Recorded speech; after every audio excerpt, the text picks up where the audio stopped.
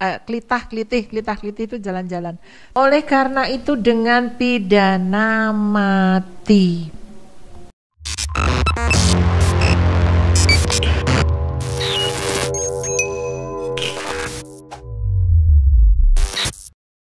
Assalamualaikum warahmatullahi wabarakatuh. Kesempatan kali ini Eni Sutarman Media mau menampilkan beberapa berita-berita yang viral yang sampai saat ini juga masih menjadi pembicaraan yang memprihatinkan kita semua. Yang pertama ada nih beritanya tentang klitih yang saat ini lagi marak di Yogyakarta. Kita lihat dulu ya.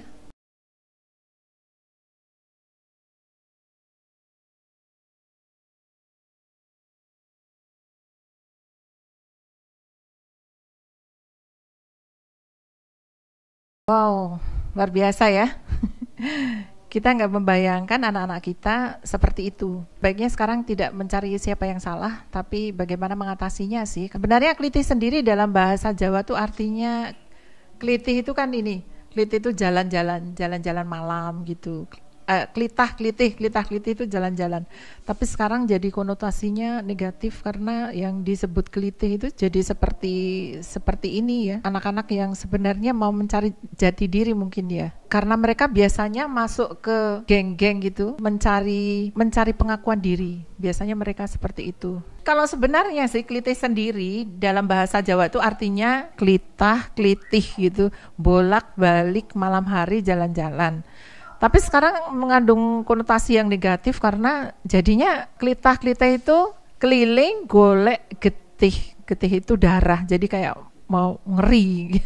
Darah artinya ya karena memang akhirnya ada banyak korban yang harus jatuh karena mereka membawa senjata tajam. Bahkan ada kemarin yang terjadi di Yogyakarta itu kan menggunakan gear yang diikat begitu ya. Itu sangat ngeri sekali. Sebenarnya sekarang kita tidak mencari siapa yang salah sebagai orang tua juga, dan restorasi justice bagi anak-anak di bawah umur ini harus juga benar-benar dipikirkan.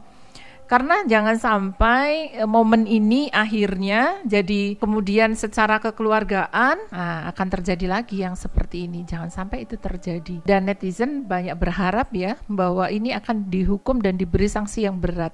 Bahkan Sri Sultan Hamengkubuwono sendiri beliau mengatakan untuk segera diberikan efek jera, tidak hanya kekeluargaan selesai, akan terulang kembali karena anak-anak yang seperti ini sebenarnya harus diberikan bimbingan dan efek jera yang jelas. Untuk yang lain juga anak ini masih panjang waktu mereka untuk ke depannya, tapi tidak bisa juga kita menafikan bahwa ini sebuah generasi, jadi harus tetap diberikan efek, jadi harus direstorasi memang. Kemudian jajaran pemerintah nih jangan sampai nanti merembet kemana-mana. Untuk ibu-ibu nih terutama ya, kita sebagai ibu-ibu yang jangan sampai merembet ke Samarinda ya. Jadi kalau anak-anak mau pergi malam, kita harus tahu dengan siapa, mau apa, bawa apa. Kalau perlu, kalau malam sebaiknya nggak usah deh. Bahkan sekarang yang sampai terjadi, ini yang lucu-lucuannya, yang sebenarnya ya kita mau ketawa tapi ya sedih juga sih. Bahkan sampai ke Shopee pun takut dikejar klitih. Jangan sampai paket Anda juga dikejar klitih. Berita selanjutnya nih, petugas fire melakukan bersih-bersih di titik 0 IKN di Kecamatan Sepaku, Kabupaten Penajam Pasir Utara. Untuk kalian para pengunjung ataupun para tamu dari pemerintahan, tanggung jawabnya apa ini gitu kira-kira? Kita lihat aja ya beritanya seperti apa. Untuk kalian para pengunjung ataupun tamu dari pemerintahan, tanggung jawab apa ini kayak gini? Sampah di mana-mana berserakan, kalian buang sembarangan. Kami sebagai apa di sini, Pak? Kita nggak tahu apa-apa, Pak. Di sini cuma menguti sampah kalian aja. Sumpah kalian tuh luar biasa. Terus kayak gini siapa yang mau bertanggung jawab? Di mana sisi kemanusiaan kalian atas kesadaran kalian terhadap lingkungan? Tidak ada. Mau sampean pejabat negara kah? Mau sampean siapa? Kalau kelakuan sampean kayak gini mau jadi apa negara kita, Pak? Hati-hati dalam menjaga lingkungan, Pak. Dampaknya sangat besar. Terima kasih. Waduh, iya ya. Ya marah nih bapaknya nih, marah.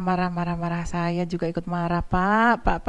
Ini kayaknya petugas ini pemadam kebakaran beralih fungsi nih, harus memungut sampah juga. Aduh, buat tamu-tamu yang datang ke IKN nih jangan beginilah. Siapa sih ini sebenarnya, tamu-tamunya siapa sih ini? Tamu-tamunya siapa ini? Pejabat negara dari mana ini? Kira-kira dari Kaltim apa bukan? Kalau dari Kaltim berlaluan sekali. Sebaiknya ya kalau mau pergi kemana-mana nih, bawalah tempat sampah, jangan dibuang sembarangan begitu. Hutan Kalimantan dibangun pemerintah, kemudian tercela lagi oleh tindakan manusia yang tidak menghargai lingkungan. Aduh, kita sedih banget deh sebagai orang Kalimantan. Gimana ini Pak? Gimana nih?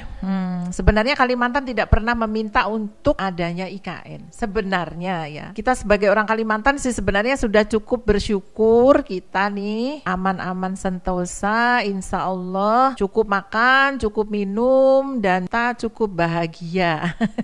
Indeks kebahagiaannya mungkin kita bisa cari nih bagian kita orang Kalimantan gitu loh. Tapi kalau begini dan akhirnya kita harus menerima IKN yang sebenarnya juga jadi senang ya, kita senang sebenarnya ada IKN, tapi jangan sampai nanti sampah kita pindah dari Jakarta, sampahnya pindah ke sini nih. Sungai-sungai kita langsung penuh lagi dengan sampah. Ini belum di sungai nih, nanti kalau di situ penuh pindah ke sungai. Aduh, jangan ya. Mudah-mudahan nggak gitu ya. Titik nol, mari kita jaga bersama-sama. Kita orang Kalimantan.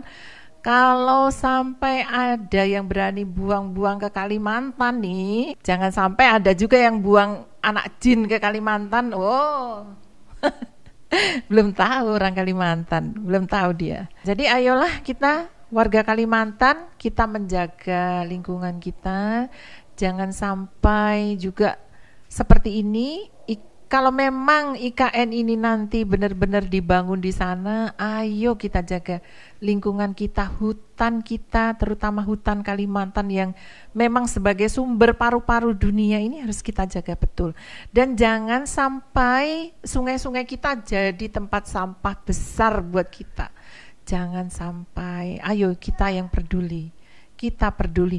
Jangan sampai memindahkan sampah-sampah yang dari luar ke sini. Kita nggak akan rela. Berikutnya nih ya, jadi Muslim melakukan sholat tarawih yang pertama kalinya di Times Square, New York. Orang biasanya untuk beriklan ya di sini, tapi masyarakat Muslim di sana kemudian menunjukkan eksistensinya dan alhamdulillah untuk pertama kalinya Muslim menunjukkan bahwa Islam itu sebenarnya indah, dan di sana kita lihat aja ya, kayaknya videonya kita lihat aja. Bismillahirrahmanirrahim. Alhamdulillahi rabbil alamin. Ar-Rahmanir-Rahim. Maliki yaumiddin. Iyyaka na'budu wa iyyaka. Luar biasa sekali ya. Alhamdulillah, ini sangat membanggakan, menggembirakan juga bahwa bulan suci ini menjadi sebuah momentum yang pas untuk melakukan kampanye kegiatan Muslim seperti ini, menunjukkan bahwa benar-benar wajah Islam yang sesungguhnya, bahwa Islam itu sebenarnya mencintai kedamaian, persahabatan, dan mudah-mudahan semangatnya ini menular ke tempat-tempat lain yang lagi konflik ya, karena sebenarnya Islam itu adalah agama yang indah, agama yang bisa mempersatukan seluruh manusia. Oke, gitu aja. Mungkin kita akan beralih ke berita yang berikutnya, tapi sebentar. Oke, Bapak Yusuf Mansur, selamat pagi. Ini ada yang Mansur. Oke, Pak Mansur. Ada yang menarik. Oke, Pak, boleh diceritakan bicara tentang Muslim. Saya umatnya Muhammad. Saya suka sekali. Dulu pernah bekerja di mana? Masuk perusahaan sana, perusahaan ini, menyebut itu. Maksudnya ngurusin apa gitu, Bapak? Emang kita lagi ngurusin apa? Kan Bapak yang kerja, masa Bapak nanya saya. Emang Bapak emosian gitu ya, Bapak? Zodiaknya apa? Gemini?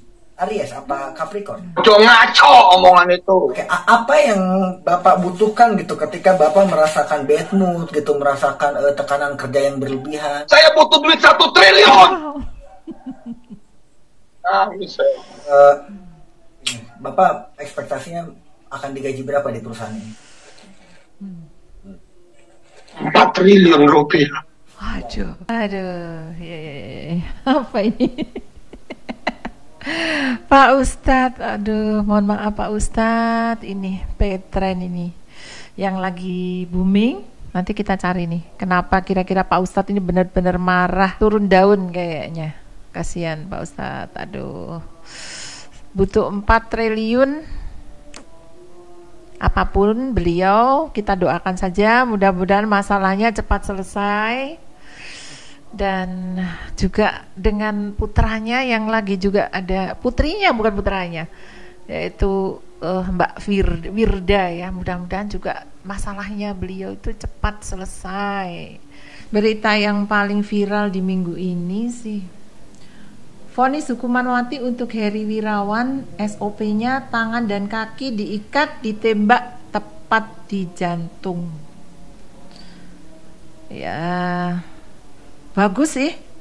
Ya sebenarnya untuk dia lebih bagus karena bisa cepet tek ke jantung, nggak sempat merasakan sakit-sakit seperti bagaimana sakitnya anak-anak yang 13 ini melahirkan masih dalam usia yang sangat muda sekali, ya Allah. Pemerkosa 13 santri di Bandung, Heri Wirawan divonis hukuman mati oleh Pengadilan Tinggi Bandung, Jawa Barat. Alhamdulillah, saya termasuk termasuk orang yang mendukung sekali. Sebelumnya Heri Wirawan ini mendapatkan vonis penjara seumur hidup dalam sidang vonis di Pengadilan Besar ya, Pengadilan Bandung. Namun Kejaksaan Tinggi Kejati Jawa Barat mengajukan banding terhadap putusan Majelis Hakim Pengadilan Negeri Bandung dan menjatuhkan hukuman penjara seumur hidup terhadap pelaku.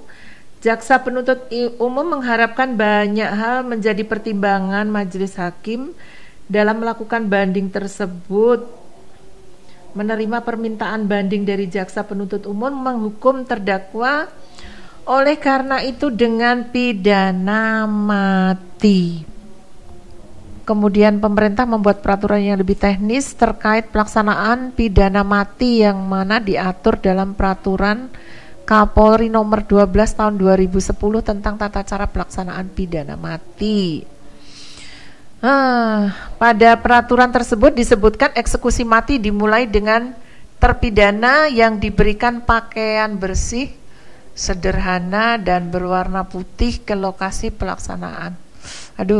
Terdakwa berhak didampingi oleh seorang rohaniawan. Eksekusi mati dilakukan dengan tembakan sehingga 1 jam sebelum pelaksanaan regu penembak sudah disiapkan di tempat eksekusi. Sebenarnya yang menjadi masalah buat kita sih bukan itunya ya, mau ditembak kayak apa juga terserah, kita nggak pengen tahu. Yang jadi masalah itu adalah masih pro kontranya ini sebenarnya. Tapi kalau melihat ini kan luar biasa, kita sebagai ibu, sebagai perempuan, dia sudah merusak 13 anak ini dengan melahirkan masih muda.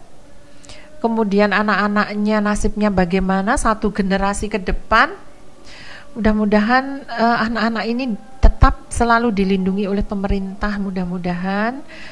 Dan yang penting lagi, kita sebagai orang tua jangan sampai nih lahir Heri yang lain, ini yang harus kita waspadai. Untuk Anda yang menitipkan putra-putrinya di boarding school, harus dilihat sekolahnya seperti apa, apakah sudah sesuai atau sudah terdaftar dan sebagainya di Kementerian Pendidikan. Dan lagi ini yang saya dengar sebenarnya, waduh kok bisa ya selama bertahun-tahun ini beroperasi dan tidak terendus. Bagaimana ini praktek seperti ini, dan dia itu sudah sangat luar biasa menurut saya, ini sudah sangat luar biasa. Dia memanfaatkan anak-anak itu untuk mencari dana. Jadi memang sengaja anak-anak ini sampai melahirkan dan anak-anaknya itu disatukan di sebuah tempat. Kalau orang-orang berkunjung ke situ, maka dikatakan bahwa anak-anak ini adalah anak-anak yang terlantar dan tidak punya orang tua. Padahal si bapaknya itu adalah Pak Ustadz ini, kepala sekolahnya ini, benar-benar luar biasa sekali ya. Dan itu tidak akan pernah terbongkar kalau tidak ada satu orang siswa yang kebetulan pulang ke rumah. Kalau nggak salah itu pada waktu Lebaran dia pulang ke rumah dan si anak ini kok kelihatan ibunya nih melihat perbedaannya, kenapa ini dengan anak saya, dan ternyata si anak ini sedang hamil. Nah dari situlah baru terbongkar semuanya. Padahal sudah ada, kalau tidak salah 8 orang anak yang lahir di situ. Luar biasa sekali. Wow, luar biasa sekali. Ya Allah, ini benar-benar kejahatan kemanusiaan yang memang tidak akan bisa hanya selesai dengan hukuman mati kayaknya. Yang perlu buat kita adalah kepedulian kita kepada lingkungan, kepada anak-anak kita. Tapi yang diambil ini memang orang-orang yang biasanya dimanfaatkan adalah orang-orang yang tidak memiliki penghasilan yang tetap, orang-orang yang termasuk miskin lah, anak-anak yang miskin diiming-imingi untuk sekolah gratis dan sebagainya. Waduh ya, prihatin sekali. Mudah-mudahan ini tidak terjadi di lingkungan kita. Kepedulian kita sebagai orang tua, kepedulian kita sebagai masyarakat, dan semoga ini didengar juga oleh pemerintah kita, pemerintah daerah kita, untuk lebih lagi pengawasannya kepada sekolah-sekolah yang non pemerintah, itu yang penting. Oke, sekian yang terviral, terheboh, terpanas, kalau kalian ingin kita baca apa, boleh komen di bawah. Yang lebih heboh, lebih viral lagi, insya Allah akan kita bawakan di minggu depan. Bye. Wassalamualaikum warahmatullahi wabarakatuh.